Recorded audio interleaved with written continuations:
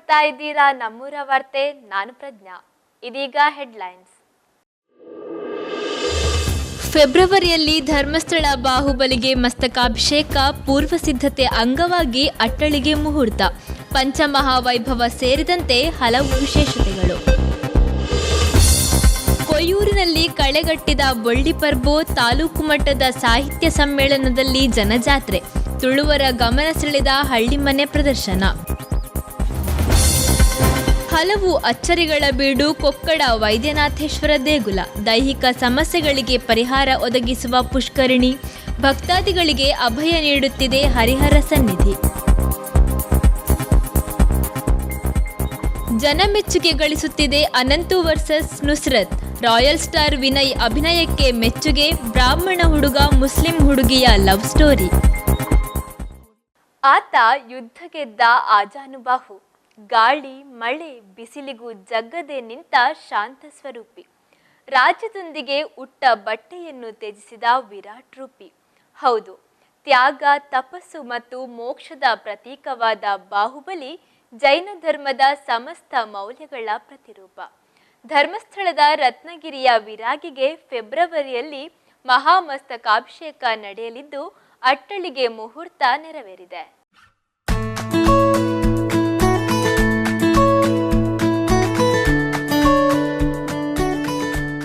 ತ್ಯಾಗ, ತಪಸ್ಸು ಮತ್ತು ಮೋಕ್ಷದ ಪ್ರತೀಕವಾದ ಬಾಹುಬಲಿ ಜೈನ ಧರ್ಮದ ಸಮಸ್ತ ಮೌಲ್ಯಗಳ ಪ್ರತಿರೂಪ. ಆತನನ್ನು ಆರಾಧಿಸುವ ಭಕ್ತರು 12 ವರ್ಷಗಳಿಗೊಮ್ಮೆ ಮಹಾಮಸ್ತಕಾಭಿಷೇಕ ನೆರವೇರಿಸುವ ಸಂಪ್ರದಾಯವನ್ನು ಪಾಲಿಸುತ್ತಾ ಬಂದಿದ್ದಾರೆ. ಧಾರ್ಮಿಕ ಪ್ರಾಮುಖ್ಯತೆಯ ಜೊತೆಗೆ ಕಲ್ಲಿನಲ್ಲಿ ಮೂಡಿಸಿದ ವಿಗ್ರಹದ ರಕ್ಷಣೆಗಾಗಿ ವಿವಿಧ ದ್ರವ್ಯಗಳಿಂದ ಅಭಿಷೇಕ ಮಾಡಬೇಕೆನ್ನುವ ವೈಜ್ಞಾನಿಕ ಕಾರಣವು ಮಹಾಮಸ್ತಕಾಭಿಷೇಕದ ಹಿಂದಿದೆ.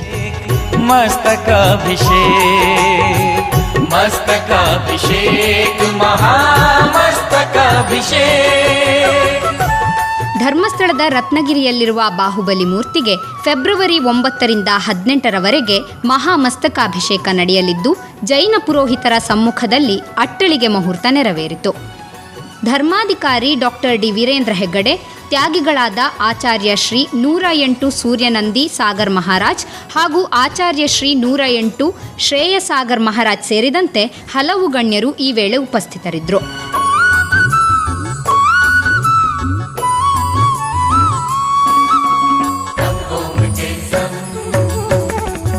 ಮಾಣಿಯ ಮಹಾವೀರ್ ಇಂಡಸ್ಟ್ರೀಸ್ನಿಂದ ಅಟ್ಟಳಿಗೆಯ ನಿರ್ಮಾಣ ಕಾರ್ಯ ನಡೆಯಲಿದೆ.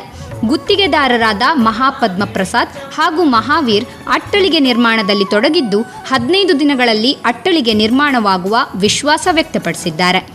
6 ಅಂತಸ್ತುಗಳ ಈ ಅಟ್ಟಳಿಗೆಯಲ್ಲಿ ಲಿಫ್ಟ್ ಸೌಲಭ್ಯವನ್ನು ಅಳವಡಿಸಲಾಗುತ್ತದೆ. 6 ಅಂತಸ್ತುಗಳು ಉಂಟು. 6ನೇ ಅಂತಸ್ತಿನಿಂದ ಅಭಿಷೇಕ ಮಾಡಲಿಕ್ಕೆ ಒಟ್ಟಿಗೆ ಅದರ ಎತ್ತರ 62 ಫೀಟ್ ಉಂಟು. ಅದರಲ್ಲಿ ಸಾಧಾರಣ 80 ಟನ್ ಸ್ಟೀಲ್ ಯೂಸ್ ಆಗ್ತದೆ.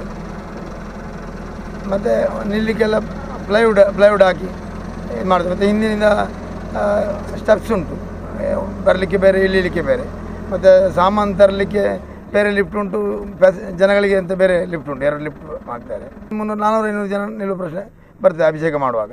ಅಷ್ಟು ನಿಲ್ಲೋದಕ್ಕೆ ಏನು ತೊಂದರೆ ಇಲ್ಲ. ಒಂದು 15 ತಾರೀಕು ಅಂದಾಜಿಗೆ ನಾವು ಇಲ್ಲಿ ಕಂಪ್ಲೀಟ್ ಫಿನಿಶ್ ಮಾಡಿಕೊಡ್ತೇವೆ. ಮಹಾಮಸ್ತಕಾಭಿಷೇಕದ ಪೂರ್ವ ಸಿದ್ಧತೆಗಳು ಭರದಿಂದ ಸಾಗಿವೆ.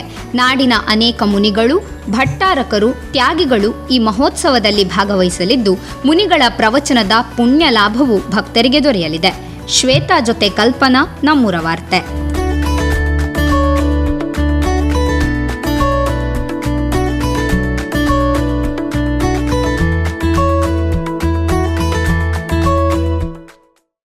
ಉಜಿರೆಯ ಶ್ರೀ ರಾಮಕೃಷ್ಣ ಸಭಾಭವನದಲ್ಲಿ ಹಿರಿಯ ನಾಗರಿಕರ ಪ್ರಬುದ್ಧ ಸಮಾವೇಶ ಇತ್ತೀಚೆಗೆ ನಡೆಯಿತು. ಕಾರ್ಯಕ್ರಮದಲ್ಲಿ ಮುಖ್ಯ ಅತಿಥಿಯಾಗಿ ಮಂಗಳೂರಿನ ಹಿರಿಯ ಸಿವಿಲ್ ನ್ಯಾಯಾಧೀಶ ಮಲ್ಲಣ್ಣಗೌಡ ಪಾಟೀಲ್ ಭಾಗವಹಿಸಿದರು.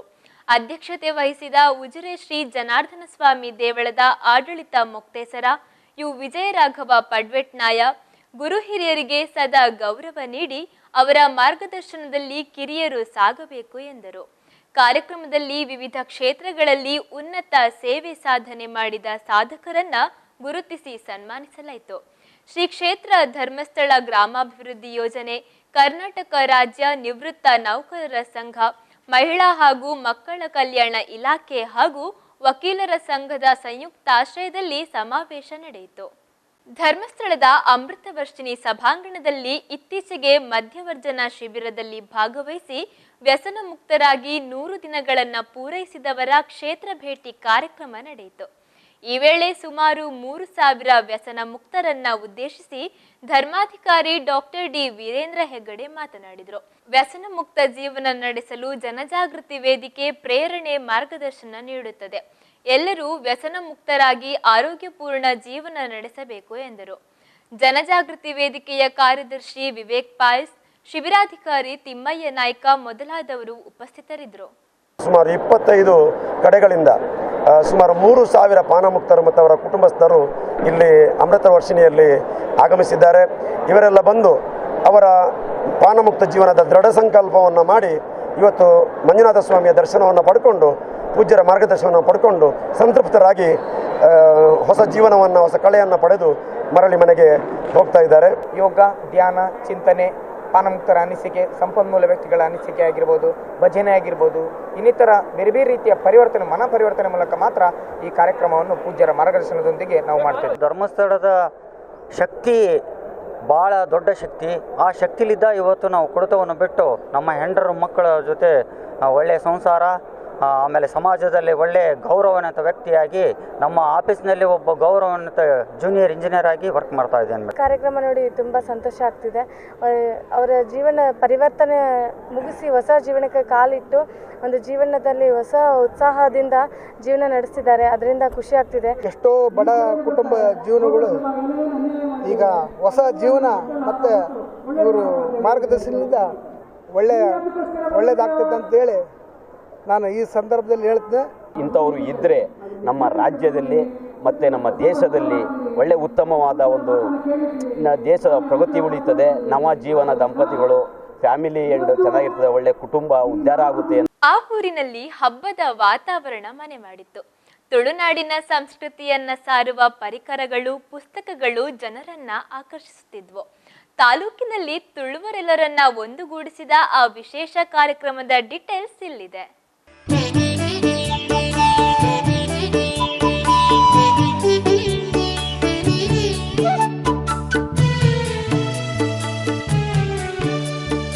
ಬೆಳ್ತಂಗಡಿ ತಾಲೂಕಿನ ಕೊಯ್ಯೂರು ಗ್ರಾಮದ ಬಜಿಲಾ ಸರಕಾರಿ ಕಿರಿಯ ಪ್ರಾಥಮಿಕ ಶಾಲೆಯ ಆವರಣದಲ್ಲಿ ಡಿಸೆಂಬರ್ 22ರಂದು ಕರ್ನಾಟಕ ತುಳು ಸಾಹಿತ್ಯ ಅಕಾಡೆಮಿ, ಬಜಿಲಾ ಹರ್ಷ ಗೆಳೆಯರ ಬಳಗ ಮತ್ತು ಸ್ನೇಹ ಯುವತಿ ಮಂಡಲ ಇದರ ಸಂಯುಕ್ತಾಶ್ರಯದಲ್ಲಿ ಬೆಳ್ತಂಗಡಿ ತಾಲೂಕು ತುಳು ಸಾಹಿತ್ಯ ಸಮ್ಮೇಳನ ಬಜಿಲಡು ಬೊಳ್ಳಿ ಪರ್ಬೋ ನಡೆಯಿತು. ತಾಲೂಕು ಮಟ್ಟ ತುಳು ಸಾಹಿತ್ಯ ಸಮ್ಮೇಳನಗಳು ಅಕಾಡೆಮಿನಗಳು ದೆತ್ತೊಂದಿನಿ ಜಂಟಿ ಮಂತ ಈ ಕಾರ್ಯಕ್ರಮದ ತಯಾರಿಗೆ ಕರಿನ 2 ತಿಂಗಳು ತುಂಬು ಸೇರಿದು ಒಂಜಾತು ವ್ಯವಸ್ಥೆದ ದೃಷ್ಟಿಡು ಒಂಜಾತು ಸಭೆ ಮಾಡ್ತದ್ದು ಇನಿ ಕಾರ್ಯರೂಪ ವರ್ಮ ಕೆಲಸ ನೀನು ಆತಂದಂಡ ಇನ್ನು ಈ ಭಾಗದ ಒಂಜಾತು ಜನಗಳನ್ನ ಸಹಕಾರಡು ಇನ್ನು ಯಶಸ್ಸಾವರಾಗ ಕಾರಣ ಆಗ್ತದೆ. ಧರ್ಮಸ್ಥಳದ ಡಿ ಹರ್ಷೇಂದ್ರ ಕುಮಾರ್ ಹಳ್ಳಿಮನೆಯನ್ನ ಉದ್ಘಾಟಿಸಿ ಕಾರ್ಯಕ್ರಮಕ್ಕೆ ಚಾಲನೆ ನೀಡಿದ್ರು. ಹಳ್ಳಿಮನೆಯ ಹೈದರಾಲಿ ರೈ ಅವರ ಹಳೆ ಕಾಲದ ಪರಿಕರಗಳನ್ನಿರಿಸಲಾಗಿರುವ ಈ ಹಳ್ಳಿಮನೆ ಕಾರ್ಯಕ್ರಮದ ಆಕರ್ಷಣೆಯ ಕೇಂದ್ರ ಬಿಂದುವಾಗಿತ್ತು. ತುಳು ಸಮ್ಮೇಳನ ಪನ್ಪುನ ನಮ್ಮನ ಮೂಲದ ಸಂಸ್ಕೃತಿ ಅಂಚ ತುಳು ಸಮ್ಮೇಳನಗ ಬೋಡಾಯಿನಂಚಿನ ಒಂದು ವಸ್ತು ಎಂಚಿನ ಉಂಟು ಅವು ಪೂರಲಯನ್ನ ಈ ಸಂಗ್ರಹ ಉಂಟು ಬೊಕ್ಕ ಇಂಚಿನ ತುಳು ಸಮ್ಮೇಳನ ಇಂಚಿನ ಪೂರ ಭಾರಿ ಮಹತ್ವ ಕೊಡ್ಪೆ, ಗೌರವ ಕೊಡ್ಪೆ. ನನ್ನ ಅಪ್ಪ ಯಾವ ಥರ ಇದನ್ನು ನಡೆಸ್ಕೊಂಡು ಬಂದಿದ್ದಾರೆ ಅದೇ ರೀತಿ ನಾನು ಮುಂದೆ ನಡೆಸಬೇಕನ್ನೋ ನನಗೆ ತುಂಬ ಆಸೆ ಇದೆ. ಇದನ್ನು ನನ್ನ ಮೇಲೆ ಬಿಲ್ ಮಾಡಿದ್ದಾರೆ, ನನ್ನ ಮೇಲೆ ನಂಬಿಕೆ ಇಟ್ಟು ಅದೇ ರೀತಿ ನಾನು ಇದನ್ನು ಮುಂದುವರಿಸ್ತೇನೆ. ಶಾಸಕ ಹರೀಶ್ ಪೂಂಜಾ ಕೃಷಿ ಪ್ರದರ್ಶನ ಉದ್ಘಾಟಿಸಿದರು.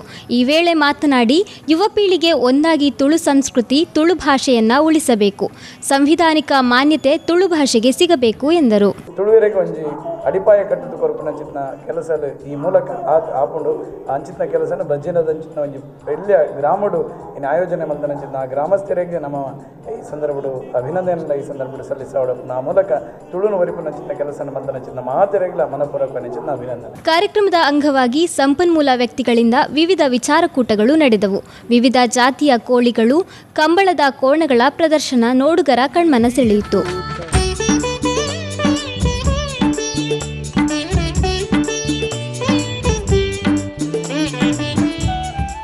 ಸುಮಾರು 3,000ಕ್ಕೂ ಹೆಚ್ಚು ಸಾಹಿತ್ಯ ಅಭಿಮಾನಿಗಳು ಭಾಗವಹಿಸಿ ಸಮ್ಮೇಳನದ ಯಶಸ್ಸಿಗೆ ಕಾರಣರಾದರು. ಶ್ವೇತಾ ಎಂ ಮತ್ತು ದೀಕ್ಷಾ ಎವಿ, ನಮ್ಮೂರ ವಾರ್ತೆ. ತುಳುನಾಡ ಪೊರ್ಲು ತೂಲೆ ಮಲ್ಲಿಗೆ ಪೂತ ಮಾಲೆ ಮುಲ್ತ ಜನಕುಲ ಮನಸ್ಸು ನಿರ್ಮಲ ಮಾತ ದೇವೆರೆನಲೀಲೆ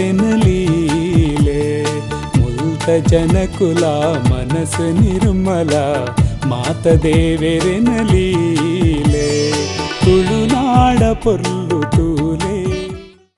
ಒಂದೆಡೆ ಸಾಮಾಜಿಕ ಸಂದೇಶ ಸಾರುವ ಟ್ಯಾಬ್ಲೋ, ಇನ್ನೊಂದೆಡೆ ವಿವಿಧ ರಾಜ್ಯಗಳ ಪ್ರತಿನಿಧಿಗಳು ತುಳುನಾಡ ವೈಭವ ಸಾರುವ ಕಲೆಗಳೊಂದಿಗೆ ತ್ರಿವರ್ಣ ಧ್ವಜ ಹೊತ್ತು ಏಕತೆಯ ಪಾಠ ಹೇಳುತ್ತಿರೋ ವಿದ್ಯಾರ್ಥಿಗಳು. ಇದು ರಾಷ್ಟ್ರೀಯ ಸೇವಾ ಯೋಜನೆಯ ರಾಷ್ಟ್ರೀಯ ಭಾವೈಕ್ಯತಾ ಶಿಬಿರದ ವೈಭವದ ಜಾಥಾ.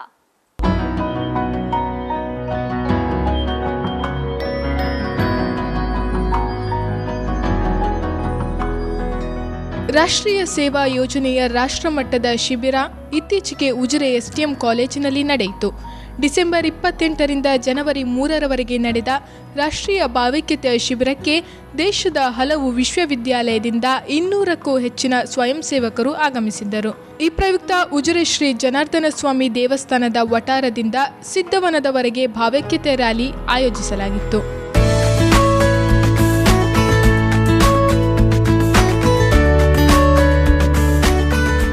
ಭಾವೈಕ್ಯತೆಯ ಜಾಥಾದಲ್ಲಿ 40 ಕಲಾ ತಂಡಗಳು ಭಾಗವಹಿಸಿದ್ದವು. ತುಳುನಾಡಿನ ಕಲೆ, ಸಾಹಿತ್ಯ, ಸಂಸ್ಕೃತಿಯನ್ನು ಪ್ರತಿಬಿಂಬಿಸುವ ಪ್ರಯತ್ನ ಗಮನ ಸೆಳೆಯಿತು. ಆತಿಥೇಯ ಕಾಲೇಜಿನ ಸ್ವಯಂ ಸೇವಕರೊಂದಿಗೆ 6 ರಾಜ್ಯಗಳಿಂದ ಆಗಮಿಸಿದ ಪ್ರತಿನಿಧಿಗಳು ರ್ಯಾಲಿಯಲ್ಲಿ ಹೆಜ್ಜೆ ಹಾಕಿದರು.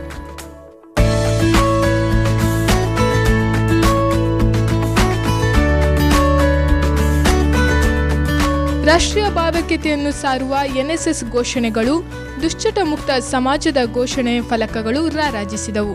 ಕಾಲೇಜಿನ ಎನ್ಸಿಸಿಯ ನೇವಿ, ಆರ್ಮಿ ಪ್ರತಿನಿಧಿಗಳ ಶಿಸ್ತುಬದ್ಧ ನಡಿಗೆ, ರೋವರ್ಸ್ ರೇಂಜರ್ಸ್ ಸ್ವಯಂ ಸೇವಕರ ಬ್ಯಾಂಡ್ ಸೆಟ್ ಜಾಥಾದ ಮೆರುಗನ್ನು ಹೆಚ್ಚಿಸಿತು. ವಿವಿಧ ರಾಜ್ಯದ ಪ್ರತಿನಿಧಿಗಳು ಉತ್ಸಾಹದಿಂದ ಭಾಗವಹಿಸಿದ್ರು. ಬಾಲಚಂದ್ರ ಶೆಟ್ಟಿ ಜೊತೆ ವರ್ಷಪ್ರಭು, ನಮ್ಮರ ವಾರ್ತೆ.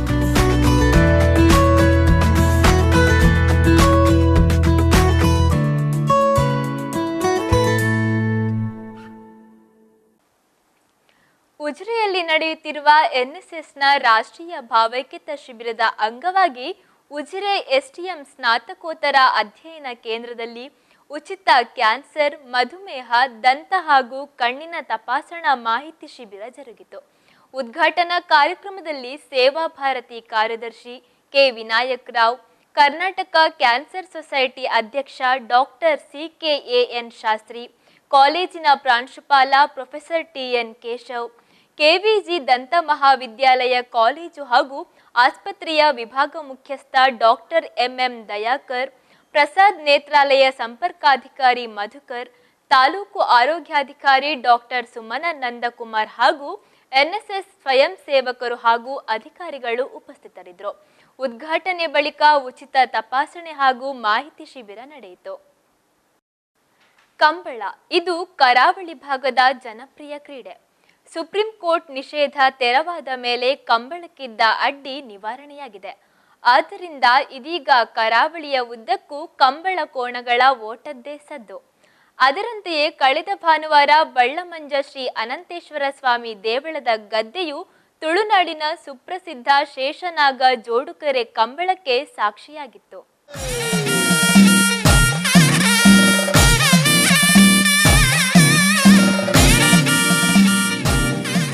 ಬೆಳ್ತಂಗಡಿ ತಾಲೂಕಿನ ಬಳ್ಳಮಂಜ ಶ್ರೀ ಅನಂತನಾಥೇಶ್ವರ ಸ್ವಾಮಿ ದೇವಾಲಯದಲ್ಲಿ ಶೇಷನಾಗ ಜೋಡುಕೆರೆ ಕಂಬಳ ಇತ್ತೀಚೆಗೆ ನಡೆಯಿತು.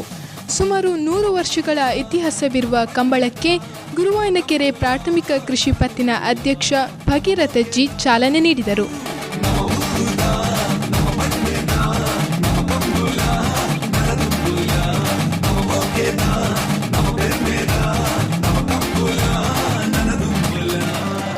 ಕರಾವಳಿಯ ಕೋಣಗಳಿಗೆ ಕಂಬಳವೆಂದರೆ ಇರುವ ಕೋಡುಗಳಿಗೆ ಮತ್ತೆರಡು ಕೋಡುಗಳು ಬಂದಂತೆಯೇ ಸರಿ.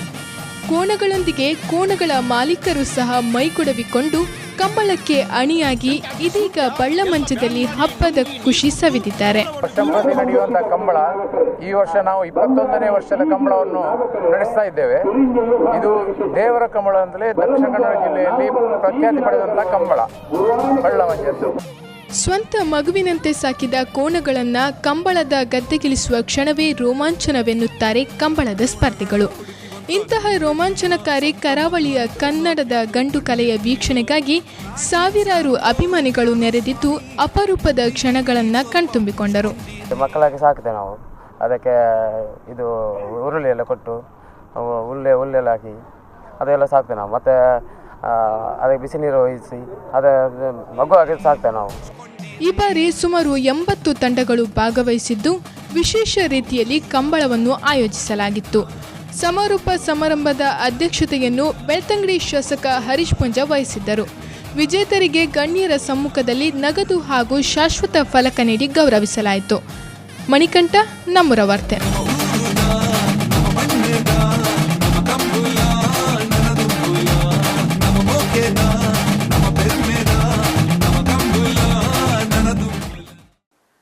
ಹೊಸ ವರ್ಷ ಬಂತೆಂದ್ರೆ ಎಲ್ಲೆಲ್ಲೂ ಹರ್ಷ ಸಂಭ್ರಮ. ಹಳೆಯ ವರ್ಷದ ನೆನಪಿನ ಬುತ್ತಿಯೊಂದಿಗೆ ಹೊಸ ಕನಸು ಆಕಾಂಕ್ಷೆಗಳನ್ನ ಹೊತ್ತು ಮುಂದಕ್ಕೆ ಹೆಜ್ಜೆ ಇಡುತ್ತೇವೆ. ಹೊಸ ಭರವಸೆಗಳೊಂದಿಗೆ ಹೊಸ ವರ್ಷವನ್ನ ಸ್ವಾಗತಿಸಲು ಅಣಿಯಾಗುತ್ತೇವೆ. ಹೊಸ ಬದುಕಿನ ಉತ್ಸಾಹದಲ್ಲಿ ಹೊಸ ವರ್ಷದಲ್ಲಿ ಹೀಗೆ ಇರಬೇಕು ಎಂಬ ನಿರ್ಧಾರ ತೆಗೆದುಕೊಳ್ಳುತ್ತೇವೆ. ಈ ನ್ಯೂ ಇಯರ್ ರೆಸಲ್ಯೂಷನ್ಗಳ ಸ್ಯಾಂಪಲ್ಸ್ ನಮ್ಮ ಪ್ರತಿಧ್ವನಿಯಲ್ಲಿ. ಹಳೆಬೇರು ಹೊಸ ಚಿಗುರು ಕೂಡಿರಲು ಮರ ಸೊಗಸು ಎಂಬ ಮಾತಿನಂತೆ ನಾವೇನು 2018ನೇ ವರ್ಷನ ಮುಗಿಸಿ 2019ಕ್ಕೆ ಕಾಲಿಟ್ಟಿದ್ದೀವಿ. ಇದೇ ಸಂದರ್ಭದಲ್ಲಿ ನಮ್ಮ ಉಜಿರೆ SDM ಕಾಲೇಜಿನ ವಿದ್ಯಾರ್ಥಿಗಳು ಯಾವ ರೀತಿ ಹೊಸ ವರ್ಷದ ಬಗ್ಗೆ ಆಸೆ ಆಕಾಂಕ್ಷೆಗಳನ್ನು ಹೊತ್ಕೊಂಡಿದ್ದಾರೆ, ಅವರ ಆದರ್ಶಗಳೇನು, ಅವರ ರೆಸಲ್ಯೂಷನ್ಗಳೇನು ಅನ್ನೋದನ್ನು ತಿಳ್ಕೊಳ್ಳೋಣ ಬನ್ನಿ. ಸೊ 2019 ಆದರೂ ನಮಗೆ ತುಂಬ ಯೂಸ್ಫುಲ್ ಆಗಿರಲಿ ಅಂತ ನಾನು ಭಾವಿಸ್ತೀನಿ. ಲೈಕ್ ಯೂತಿಗೆಲ್ಲ ಒಳ್ಳೆ ಒಂದಾಗೋಗೆ, ಮತ್ತು ಎಲೆಕ್ಷನ್ ಟೈಮ್ ಬರುತ್ತೆ, ಆ ಟೈಮಲ್ಲೂ ತುಂಬ ಚೆನ್ನಾಗಿ ರೆಸ್ಪಾಂಡ್ ಮಾಡಬೇಕು ಅಂತ ನಾನು ಬಯಸ್ತೀನಿ. ಆಮೇಲೆ ರೆಸೊಲ್ಯೂಷನ್ ಇದ್ದರೆ ಒಳ್ಳೆಯದು. ಇವಾಗ ಅದನ್ನು ಯೋಚನೆ ಮಾಡಲಿಲ್ಲ ರೆಸೊಲ್ಯೂಷನ್ ಬಗ್ಗೆ. New year is kind of party mode celebration. Last 3-4 ಇಯರ್ಸಿಂದ ನಾನು ಒಂದು ಏನೋ ಮೊಬೈಲ್ ಯೂಸ್ ಮಾಡೋದು ಕಡಿಮೆ ಮಾಡಬೇಕಂತ ರೆಸೊಲ್ಯೂಷನ್ ತಗೊಳ್ತಾ ಇದ್ದೀನಿ. ಆದ್ರೆ ಅದು ಕಡಿಮೆ ಆಗ್ತಿಲ್ಲ. PUBG ಒಂದು ಬಂತು ಜನವರಿಲಿ ಒಂದು ಏನೋ ಬ್ಯಾನ್ ಆಗುತ್ತೋ, ಬ್ಯಾನ್ ಆದರೆ ಎಂತ ಆಗುತ್ತೆ ಗೊತ್ತಿಲ್ಲ. ಹೇಗೋ ಈ ಹಳೆ ವರ್ಷ ಕಳೆದೋಯ್ತು, ತುಂಬ ಏನಂತ ಏನಿದ್ದಿಲ್ಲ, ಬೇಜಾರಾಗಿಲ್ಲ. ನಾವು ಎಷ್ಟು ಮಟ್ಟಿಗೆ ಫಾಲೋ ಮಾಡ್ತೀವಿ ನಾವು ರೆಸೊಲ್ಯೂಷನ್ ಅಂದರೆ ತುಂಬ ಕಮ್ಮಿ ಜನ ಅನ್ಕೊತೀನಿ. ಲೈಕ್ 1 in 100 ಏನೋ ಒಂದು ಸ್ಟ್ರಾಂಗ್ ರೆಸೊಲ್ಯೂಷನ್ ಇಟ್ಕೊಂಡು ಅವ್ರೇನಾದರೂ ಫಾಲೋ ಮಾಡಿದರೆ ಮಾಡ್ತಾರೆ. ಬಟ್ ಈಗ ಸ್ವಲ್ಪ ಜನ ಇರ್ತಾರೆ, ನೆಕ್ಸ್ಟ್ ವರ್ಷದಿಂದ ಜಿಮ್ಗೆ ಪಕ್ಕ ಹೋಗ್ತೀನಿ ಹಾಗೆ ಅಂತ ರೆಸೊಲ್ಯೂಷನ್ ಮಾಡ್ಕೊಂಡಿರ್ತಾರೆ. ಬಟ್ ಅವ್ರು ನಿಜ ಹೋಗಲ್ಲ. ಸೊ ನನ್ನ ಪ್ರಕಾರ ಏನಾದರೂ ಇಟ್ಕೊಳ್ಳಿ, ರೆಸೊಲ್ಯೂಷನ್ ಸಿಂಪಲ್ ಆಗಿ ಇಟ್ಕೊಳ್ಳಿ, ನಿಮಗೆ ಮಾಡುವಂಥ ರೆಸೊಲ್ಯೂಷನ್ ಇಟ್ಕೊಳ್ಳಿ ಅಂತ ಹೇಳ್ತಿದ್ದೀನಿ. ನೋಡಿದ್ರಲ್ಲ, ಇದಾಗಿತ್ತು ನಮ್ಮ ಕಾಲೇಜಿನ ವಿದ್ಯಾರ್ಥಿಗಳ ಹೊಸ ವರ್ಷದ ಕುರಿತಾದ ಅಭಿಪ್ರಾಯ, ಅನಿಸಿಕೆಗಳು. ಕೆಲವರು ಜನವರಿ 1 ಹೊಸ ವರ್ಷ ಅಂತ ಒಪ್ಪಿಕೊಂಡು ಖುಷಿಯಿಂದ ಆಚರಿಸಿದ್ರೆ, ಇನ್ನೂ ಕೆಲವರು ನಮ್ಮ ಸಾಂಪ್ರದಾಯಿಕ ಯುಗಾದಿನೇ ನಮಗೆ ಹೊಸ ವರ್ಷ ಅಂತ ಹೇಳ್ತಿದ್ದಾರೆ. ಇದು ಈ ವರ್ಷದ ಹೊಸ ವರ್ಷದ ಕುರಿತಾಗಿ ನಮ್ಮ ಕಾಲೇಜಿನ ವಿದ್ಯಾರ್ಥಿಗಳ ಅಭಿಪ್ರಾಯ. ಕ್ಯಾಮ್ರಾ ಪರ್ಸನ್ ಮಣಿಕಂಠ ಜೊತೆ ಪ್ರಗತಿ, ನಮ್ಮೂರ ವಾರ್ತೆ. ಕಣ್ಣು ಹಾಯಿಸಿದಷ್ಟು ಉದ್ದಕ್ಕೂ ಹರಡಿಕೊಂಡಿರುವ ಸೇತುವೆಯದು. 2002ರಲ್ಲಿ ಪ್ರಾರಂಭವಾದ ಈ ಸೇತುವೆ 2018ರಲ್ಲಿ ಪೂರ್ಣವಾಗುವ ಮೂಲಕ ಜನರ ಉಪಯೋಗಕ್ಕೆ ಲಭ್ಯವಾಗಿದೆ. ದೇಶದ ಅತಿ ಉದ್ದದ ಸೇತುವೆ ಎಂಬ ಹೆಗ್ಗಳಿಕೆಯ ಈ ಬೋಗಿಬಿಲ್ ಸೇತುವೆ ವಿಶೇಷತೆಗಳ ಕುರಿತು ಮಾಹಿತಿ ಇಲ್ಲಿದೆ.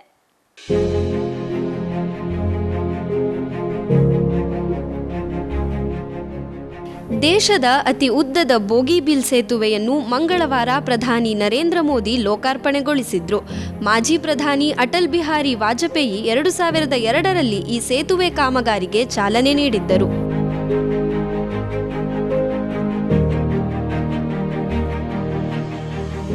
ಒಟ್ಟು 4.9 ಕಿಲೋಮೀಟರ್ ಉದ್ದವಿರುವ ಈ ಸೇತುವೆ ಅಸ್ಸಾಂ ಅರುಣಾಚಲ ಪ್ರದೇಶಕ್ಕೆ ಸಂಪರ್ಕ ಕಲ್ಪಿಸಲಿದೆ. ಅಸ್ಸಾಂನ ದಿಬ್ರುಗಢ ಜಿಲ್ಲೆ ಬೋಗಿಬಿಲ್ ಮತ್ತು ಅರುಣಾಚಲ ಪ್ರದೇಶದ ಧೇಮಾಜಿ ಜಿಲ್ಲೆಯ ಸಿಲಾಪತ್ತರ್ ಮಧ್ಯೆ ಹರಿಯುವ ಬ್ರಹ್ಮಪುತ್ರ ನದಿಗೆ ಅಡ್ಡಲಾಗಿ ಕಟ್ಟಲಾಗಿದೆ. ಸಂಚಾರ ಅವಧಿ ಕನಿಷ್ಠ 10 ತಾಸು ಇಳಿಕೆಯಾಗಿದೆ.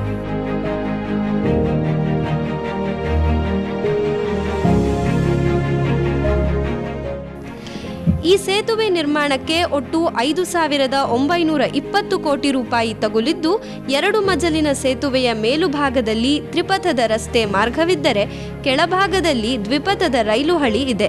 ಈ ಸೇತುವೆ ಭಾರತದ ಮೊದಲ ಅತಿದೊಡ್ಡ ಹಾಗೂ ಏಷ್ಯಾ ಖಂಡದ 2ನೇ ದೊಡ್ಡ ಸೇತುವೆ ಎಂದು ಕರೆಯಲ್ಪಟ್ಟಿದೆ.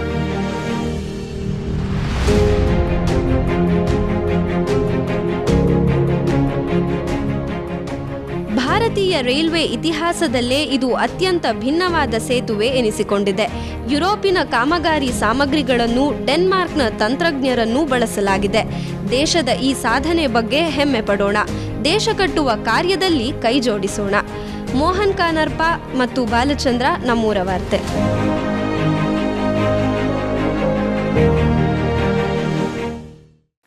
ಅಂತಾರಾಷ್ಟ್ರೀಯ ಕ್ರಿಕೆಟ್ನಲ್ಲಿ ಕನ್ನಡಿಗರ ಸಾಧನೆ ಹಲವು. ರಾಹುಲ್ ದ್ರಾವಿಡ್, ಅನಿಲ್ ಕುಂಬ್ಳೆ, ವೆಂಕಟೇಶ್ ಪ್ರಸಾದ್ ಹಾಗೂ ಜಾವಗಲ್ ಶ್ರೀನಾಥ್ರಂತಹ ಹಲವು ಕನ್ನಡಿಗರು ಕ್ರಿಕೆಟ್ ಇತಿಹಾಸದಲ್ಲಿ ಅಚ್ಚಳಿಯದೇ ಇರುವ ಹೆಸರುಗಳು. ಇಂತಹ ಶ್ರೇಷ್ಠ ಆಟಗಾರರ ಸಾಲಿಗೆ ಮತ್ತೊಬ್ಬ ಕನ್ನಡಿಗ ಎಂಟ್ರಿ ಕೊಟ್ಟಿದ್ದಾರೆ.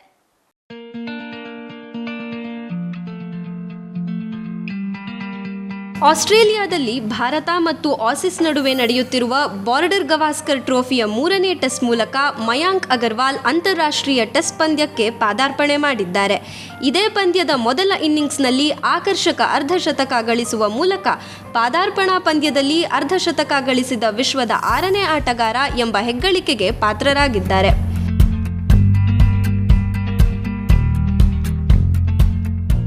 ಎರಡು 2016ರ ರಣಜಿ ಟ್ರೋಫಿಯಲ್ಲಿ 1000ಕ್ಕೂ ಅಧಿಕ ಗಳಿಸಿದ್ದ ಅಗರ್ವಾಲ್ರಿಗೆ ಭಾರತ ತಂಡದಲ್ಲಿ ಸ್ಥಾನ ನೀಡಬೇಕೆಂದು ಕರ್ನಾಟಕ ಕ್ರಿಕೆಟ್ ಸಮಿತಿ BCCIಗೆ ಶಿಫಾರಸು ಮಾಡಿತ್ತು.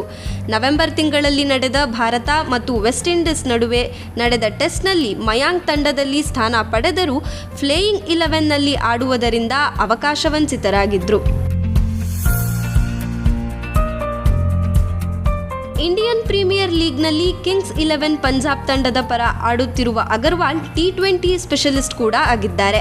ಇತ್ತೀಚೆಗೆ ಭಾರತ ಎ ಹಾಗೂ ನ್ಯೂಜಿಲೆಂಡ್ ಎ ನಡುವೆ ನಡೆದ ಪಂದ್ಯಗಳಲ್ಲಿ ಅಮೋಘ ಆಟವೇ ಇದಕ್ಕೆ ಸ್ಪಷ್ಟ ನಿದರ್ಶನ.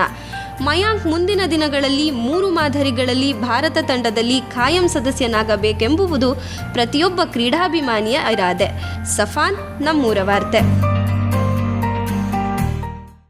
ಇವಿಷ್ಟು ಈ ವಾರದ ಪ್ರಮುಖ ಸುದ್ದಿಗಳು. ವಾರದ ಸುದ್ದಿಗಾಗಿ ನೋಡ್ತಾ ಇರಿ ನಮ್ಮೂರ ವಾರ್ತೆ.